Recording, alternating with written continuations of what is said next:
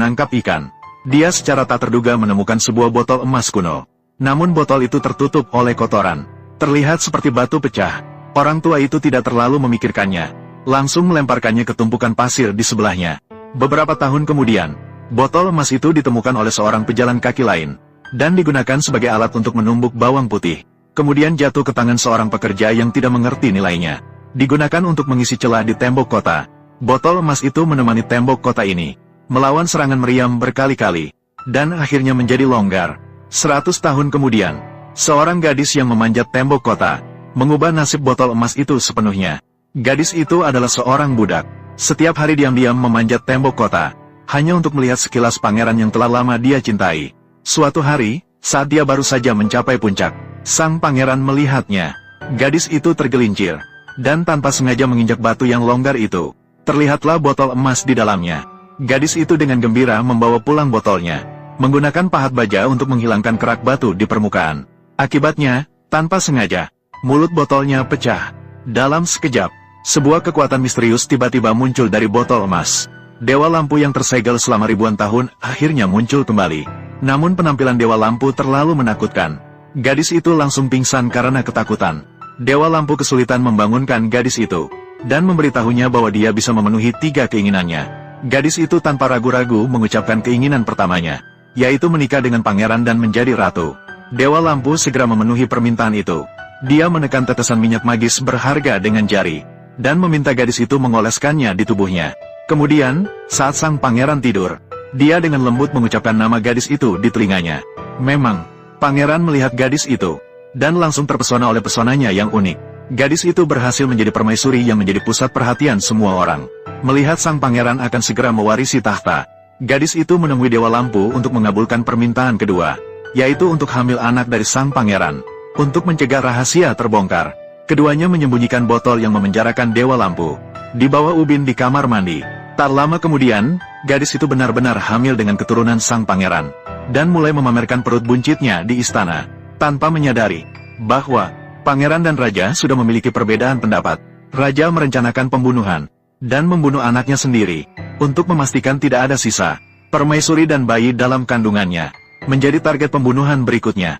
Gadis itu ditangkap oleh pembunuh saat melarikan diri, tidak bisa membuat permintaan ketiga, langsung dilempar ke laut. Ketika Dewa Lampu pergi menyelamatkan, gadis itu sudah tenggelam, karena gadis itu tidak bisa membuat permintaan terakhir lagi. Kutukan Dewa Lampu tidak bisa dihilangkan. Sekali lagi disegel kembali ke dalam botol di bawah lantai. 100 tahun berlalu lagi, jiwa Dewa Lampu melayang keluar meminta bantuan, tapi tidak ada yang mendengar. Melihat berbagai dinasti berganti beberapa kali, akhirnya munculnya seorang anak laki-laki kecil, memberikan harapan lagi kepada Dewa Lampu. Anak laki-laki yang sedang bermain, seperti merasakan keberadaan Dewa Lampu. Dewa Lampu perlahan-lahan menariknya ke halaman belakang yang terbengkalai. Anak laki-laki cerdas segera menemukan bahwa di bawah batu itu kosong. Maka ia memanggil adiknya untuk membuka batu itu bersama-sama. Kedua bersaudara menggunakan tenaga maksimal, namun batu itu tetap tak bergerak. Pada saat itu juga, ibu tiba-tiba muncul. Mereka dihentikan. Dewa Lampu kembali melewatkan kesempatan untuk diselamatkan. Sejak itu, Dewa Lampu melayang di sekitar anak laki-laki setiap hari, bertekad untuk menariknya kembali ke halaman belakang. Namun pada usia 11 tahun, anak laki-laki itu mewarisi tahta. Dia mulai berperang di medan perang pada usia 20 tahun. Dengan cepat berubah menjadi seorang tiran yang haus darah. Karena takut kehilangan kekuasaan, dia melakukan patroli malam di dalam istana dengan menunggang kuda. Bahkan ingin membunuh adik laki-laki yang tidak berdosa. Namun dicegah oleh ibunya tepat waktu. Ibunya untuk menghancurkannya. Setiap hari memberinya anggur terbaik yang tak pernah habis. Bahkan mengundang pencerita terbaik di negeri untuk menceritakan kisah-kisah padanya. Menyebabkannya terlena dalam kesenangan. Perlahan-lahan, dia tidak lagi peduli dengan urusan pemerintahan. Menghabiskan hari-harinya mendengarkan cerita dari orang tua. Hingga suatu hari, orang tua itu meninggal dunia. Dalam kesedihan, dia meminum semua anggur di dalam istana. Dalam keputusasaan, akhirnya dia merasakan panggilan Dewa Lampu sekali lagi. Dia gemetar saat tiba di halaman belakang. Dewa Lampu sangat terharu di dalam hatinya. Setelah bertahun-tahun menunggu, akhirnya mendapat balasan. Namun tak disangka tubuh raja sudah terlalu lemah. Bahkan kunci pintu pun tak bisa dibuka. Lalu dia langsung mati. Dewa Lampu kembali terjatuh dalam keputusasaan. Namun tak lama kemudian, seorang ratu berbobot 300 pon tiba-tiba muncul, memberikan kesempatan kepada Dewa Lampu untuk kembali ke dunia. Ratu baru suka berjalan-jalan. Secara kebetulan, dia mandi di kamar mandi lama. Akibatnya, dia tergelincir dan menginjak batu hingga pecah, membebaskan Dewa Lampu yang tersegel selama ribuan tahun. Namun wanita gemuk itu mengira Dewa Lampu ingin memanfaatkannya. Dia mengucapkan keinginan jahat. Aku berharap kau kembali ke botol dan tenggelam di dasar laut. Begitulah, Dewa Lampu kembali mengalami ratusan tahun kesepian dan penderitaan. Hingga suatu hari, seorang gadis sedang membersihkan ikan. Sebuah botol emas jatuh dari perut ikan. Gadis yang penasaran membuka botol itu. Asap hitam tiba-tiba muncul. Dewa Lampu kembali terlihat. Dia segera meminta gadis itu mengucapkan 3 keinginan untuk menghilangkan kutukan. Namun, gadis itu memiliki sifat yang sangat aneh. Dia tidak terburu-buru untuk mengucapkan keinginan. Malah, dia membiarkan Dewa Lampu menghargai penemuan dan karyanya terlebih dahulu. Dewa Lampu terkejut. Terkejut sampai tak bisa berkata-kata. Tidak disangka penemuan gadis lebih ajaib daripada sihirnya. Gadis itu kemudian menunjukkan penemuan lainnya. Alat yang bisa terbang. Dia seharusnya diingat oleh dunia seperti Da Vinci. Namun, pada masyarakat feodal saat itu, wanita tidak memiliki hak untuk belajar. Maka penemuan kreatif gadis itu dianggap sebagai sihir penyihir. Namun, keinginan gadis untuk pengetahuan mencapai tingkat kegilaan. Maka dia memikirkan keinginan pertamanya, mendapatkan lebih banyak pengetahuan. Dewa Lampu mengayunkan tangannya dengan senang, mencarikan buku dari berbagai bidang untuknya. Setelah membacanya, dia menyimpan buku-buku itu di dalam botol kecil. Botol di atas meja semakin bertambah. Gadis itu telah menguasai semua pengetahuan yang ada di dunia. Namun masih ada teka-teki yang tak terpecahkan. Seperti bagaimana waktu dan ruang terbentuk. Hal ini membuatnya sangat cemas. Maka dia mengucapkan keinginan kedua, ingin menjadi lebih cerdas. Sejak itu, dia seperti Dewa Lampu yang tidak perlu tidur. Dapat membayangkan berbagai misteri alam semesta. Pengetahuan ini juga disuntikkan ke dalam pikirannya. Sejak itu, dia bisa menemukan jawaban untuk setiap teka-teki yang sulit. Dewa Lampu juga mulai terpesona oleh semangat gadis itu. Dia jatuh cinta sepenuh hati pada gadis itu.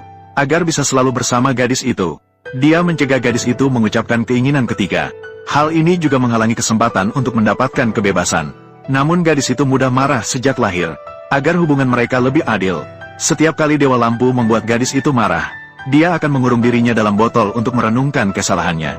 Pada awalnya, gadis itu segera melepaskannya. Hingga pada kali terakhir, saat Dewa Lampu mengurung dirinya, gadis itu berteriak marah. Semoga aku bisa melupakan bahwa pernah bertemu denganmu. Ternyata ini menjadi keinginan ketiga gadis itu. Dia seketika melupakan Dewa Lampu. Dewa Lampu terluka oleh orang yang dicintainya, dan kembali terperangkap dalam botol. Begitulah, Dewa Lampu kembali terperangkap dalam kegelapan dan kesepian yang tak berujung. Hingga berlalu ribuan tahun. Di antara barang-barang antik di sebuah toko barang bekas, seorang dokter wanita modern terkenal memilih botol yang menyegel Dewa Lampu. Saat pulang, dia membersihkan kotoran di botol tersebut. Tiba-tiba asap hitam merah menyembur keluar dari botol. Kemudian asap berubah menjadi raksasa hitam. Dokter perempuan terkejut dan membeku di tempat. Dia mencoba berkomunikasi dengan raksasa dengan hati-hati. Namun, tidak ada respons meskipun dia mencoba berbagai bahasa. Baru ketika dia berbicara dalam bahasa Yunani kuno, Dewa Lampu akhirnya memberikan respons. Dia mulai menyerap pengetahuan modern dari rak buku dan laptop. Menyerap pengetahuan modern secara instan, menguasai bahasa Inggris, dan memberi dokter perempuan 3 keinginan. Namun, dokter perempuan penasaran dengan asal-usul dewa. Maka Dewa Lampu menceritakan pengalamannya ribuan tahun kepada dia. Ternyata, awalnya dia adalah elf ratu kuno. Karena dia mengintip rahasia ratu, dia dikurung dalam sebuah botol oleh penyihir, dan diberi kutukan. Dia dilemparkan dari tembok kota dan diambil oleh seekor elang, melintasi tanah yang luas, dilemparkan ke laut. Beberapa ratus tahun kemudian, dia diambil oleh seorang nelayan. Dari sinilah nasib yang penuh liku dimulai. Berturut-turut mengalami 3 tuan yang tidak bisa menghancurkan kutukan, terutama pada kesempatan terakhir. Dengan kerinduan yang tak berkesudahan, dikurung kembali, akhirnya jatuh ke tangan seorang wanita dokter. Wanita dokter merasa simpati setelah mendengar kisah lampu ajaib. Maka ia mengungkapkan keinginan pertamanya, agar lampu ajaib jatuh cinta padanya dan menjadi pacarnya. Dia meminta lampu ajaib untuk memberikan semua kerinduannya selama ribuan tahun padanya. Lampirannya memang memberikan cinta dan perhatian yang tak terbatas kepada dokter wanita, menjadi sandaran terkuat dalam hidupnya. Namun kebahagiaan itu tidak berlangsung lama. Wanita dokter membawa botol lampu ajaib saat naik pesawat. Botol tersebut diperiksa dengan sinars di pemeriksaan keamanan. Tidak lama kemudian, tubuh lampu ajaib mulai berubah aneh. Tubuhnya mulai perlahan-lahan menghilang. Karena gelombang elektromagnetik di masyarakat modern terlalu sering, tubuh lampu ajaib tidak bisa beradaptasi dengan lingkungan masyarakat modern. Jadi sang dokter wanita mengucapkan keinginan ketiga. Semoga Dewa Lampu bisa kembali ke dunianya sendiri. Saat kata-katanya baru saja diucapkan, botol sihir yang memenjarakannya langsung pecah. Dewa Lampu akhirnya mendapatkan kebebasan yang selama ini diinginkannya. Keesokan harinya, sang dokter wanita menemukan bahwa Dewa Lampu telah pergi. Selama 3 tahun berikutnya, sang dokter wanita menulis kisah Dewa menjadi sebuah buku. Saat dia menutup bukunya, siap pulang ke rumah, tiba-tiba merasakan sesuatu. Berbalik dan melihat, Dewa Lampu perlahan-lahan mendekatinya. Meskipun dia tidak bisa menemukan cara untuk beradaptasi dengan masyarakat modern, namun memutuskan untuk datang menjenguk sang dokter wanita setiap beberapa waktu. Meskipun tidak bisa selalu bersama, namun saling terhubung secara batin. Bagi sang dokter wanita, itu sudah cukup baginya.